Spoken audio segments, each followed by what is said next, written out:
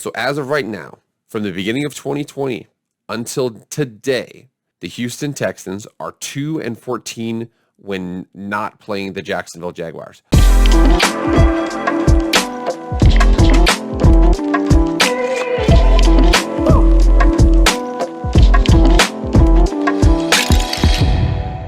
What is going on, everybody? It is Jake with Master Football, back at it again. Happy Friday. Man, weekend's almost here. Time for more football, man. Let's get into it. All right, if you've never been here before, this is Jake with Master Football. All things pro football, college football, video game football, anything related to American football, we discuss in the show right now. Please, emphasis, please, please. Please, emphasizing the please. Please of the emphasis, please. Subscribe to the channel, like the video, share it, comment on it, anything like that that drives engagement, especially those subscriptions. I very much appreciate it. But without further ado, let's get into the video. All right, everybody, I made a video earlier this week commenting on the Carolina Panthers. They were looking pretty good, looking at 2-0, going against the Houston Texans on a short week and trying to get to 3-0. Let's check the result of that game and kind of comment on that. I actually want to pay more attention to the Texans side of things. Let's get into it. All right, so here we are in the game at 24-9. Christian McCaffrey actually went out with an injury in this game. Chuba Hubbard came into the game, 11 carries, 52 yards. But Sam Darnold, 23 of 34, 304, no touchdowns, no picks, sacked 3 times. Davis Mills was surprisingly efficient with his passing. See how he has a 95.5 rating. The problem is they had 9 points, missed a PAT, 1 touchdown. They had a field goal. He had a hard time pushing the ball down the field. He was efficient, but didn't really score points. So Houston falls to 1-2, and then they have the Carolina Panthers will go to 3-0.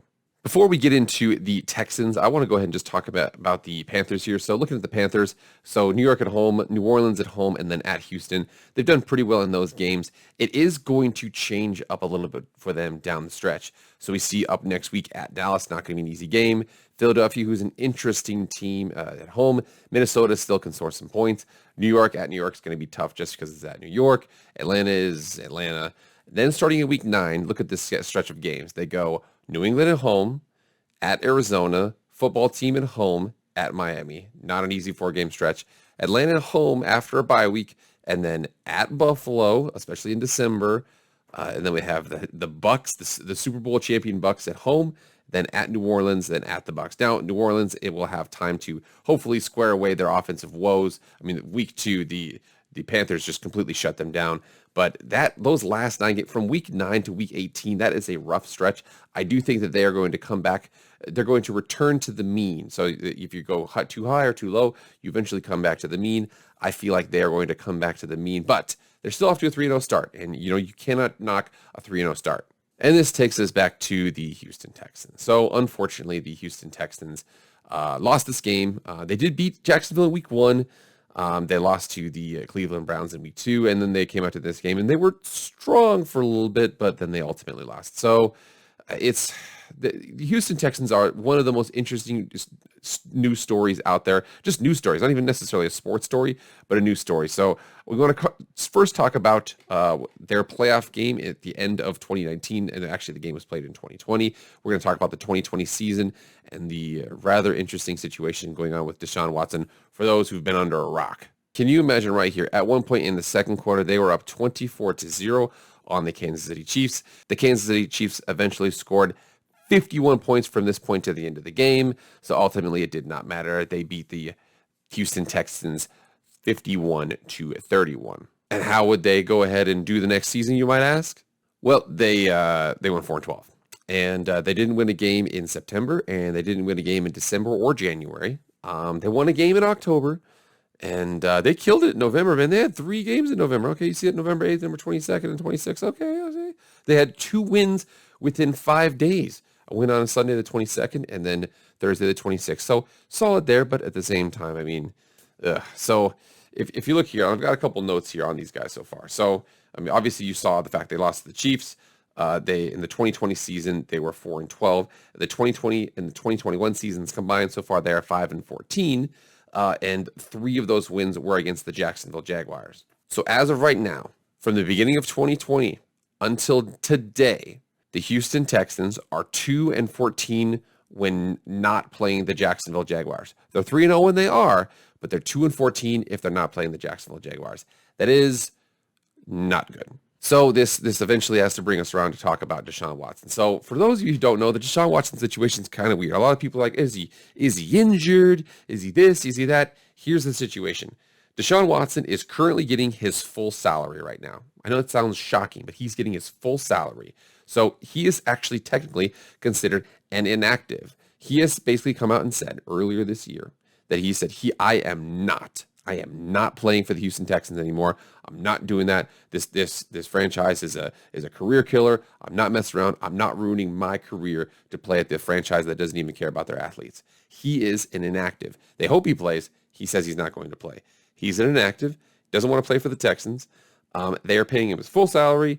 He has a no trade clause. Now, no trade clause doesn't mean that he can't be traded. No trade clause means he can't be traded anywhere that he doesn't approve of. So he's got two hands. The Texans have two hands behind their back when it comes to Deshaun Watson. He doesn't want to play. They can't play him. They can't trade him anywhere they want to. And he's got this legal situation that's coming up too.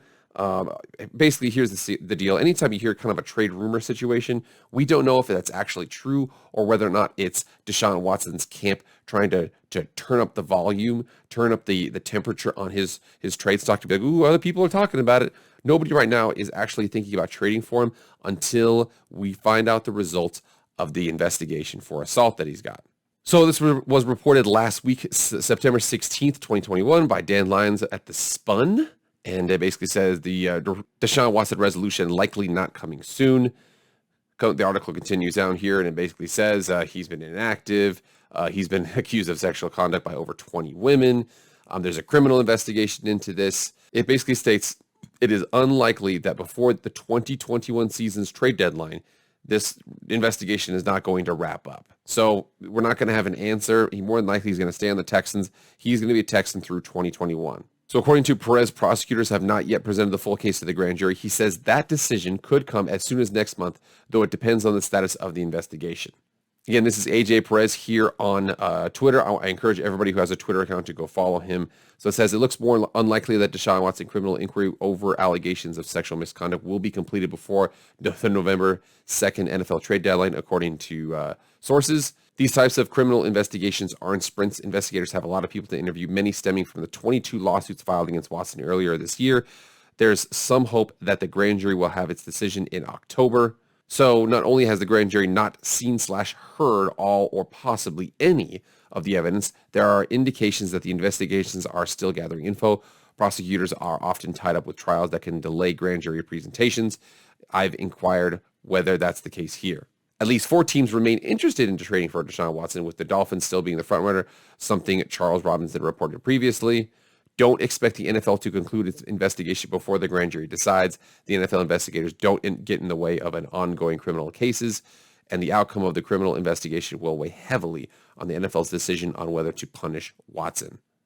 There's still a chance Watson could be traded before the grand jury's decision, per sources, while most teams who have had discussions to acquire Watson want to wait for the criminal case to conclude. One source said at least one team is open to trade before then. So why hasn't this happened?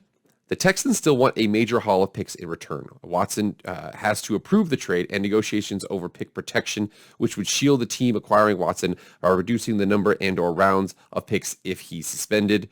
One more note after seeing the reply/DMs, the 22 civil complaints and interviews done with those alleged victims could either be a jumping off point or a dead end. Police/DA investigations would follow up on leads outside those lawsuits. No way to tell at this point. So for the Texans, you don't really have very many players. Unless you're playing the Jaguars, you're not going to win. Deshaun Watson has a no-trade clause. You're paying him his full salary. The Texans are not budging. They want a zillion gajillion picks on it, and he's got a zillion gajillion investigations going against him right now. So it's not good, okay? But I think that you have to look at a couple of things here. So I wanted to make sure, where is the hope? Where is the hope for the Houston Texans right now? The hope is, again, I make sure I come to this. Defensively, you've got 3 players that of all levels of the defense, secondary, linebackers, and defensive line, who are pretty good according to Pro Football Focus. That includes Ross Blacklock, defensive tackle, Christian Kirksey, linebacker, and safety Justin Reed. All are in the upper echelons of their positions according to Pro Football Focus through the first 3 games of the season. So they're playing pretty solid there. But, I mean, Brandon Cooks looks like he's solid. Philip Lindsay, used to be a Pro Bowler. I think you've got a couple pieces there. Remember, these are still NFL, franchises. Laramie Tunsil's still a Pro Bowl caliber left tackle. You got to remember that these teams can transition pretty quickly. It's kind of messy right now. If you are a Texans fan, your fandom is kind of on pause. You're like, you know what, dude, let's just appreciate it. Let's just get some young guys trained up. Let's see what we have in Davis Mills. Let's kind of get going from there. But they basically have to just completely reset. Shaun Watson has even admitted he's not playing for the team anymore. So that's where your hope is going to come from. You're going to get a top-flight draft pick. Okay, Bill O'Brien can't trade away your stars anymore. Okay, you've still got some solid pieces that you can work with. Okay, you're only going to net up from a Deshaun Watson situation because basically it's almost as if he's not on your team right now. That contract is going to leave. He is going to leave, and you're going to get picks back at some point. Whether or not it's now to affect this season or next year, it's probably not going to be until next year. But you almost might want it to be next year because then you could be in a situation where you can, I hate to say it like this, you can tank and then you can get a really high draft pick and then get rid of Deshaun Watson. Rather have him come back. If you guys finish 7-9 or 6-10 or 6-11 or something like that, and he hurts your draft pick. So for Houston Texans fans, it is what it is. Okay, this is a wasted year. But you are rebuilding. You are a completely overhauling and rebuilding team.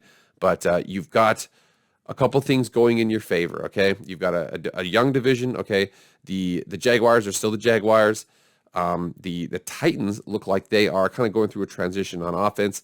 The Colts can't figure out whether or not they're a young and up-and-coming team or a team that could be getting older with an interesting quarterback in Carson Wentz. You really don't know. So the Houston Texans, as long as you just give it some time, give it some patience, you're going to find your way out of this hole. So get in the comments right now. Again, even if you're not a Texans fan, what would you guys do about this whole situation? I don't even necessarily think you want to touch the Deshaun Watson situation, but what kind of hope do you have for them? What did you see in that game last night and everything like that? Go ahead and get in the comments and let me know. All right, everybody, thank you so much for being here. Please like, share, subscribe to the video, comment, share, anything like that. I appreciate it. I will see you all on Monday. I am out.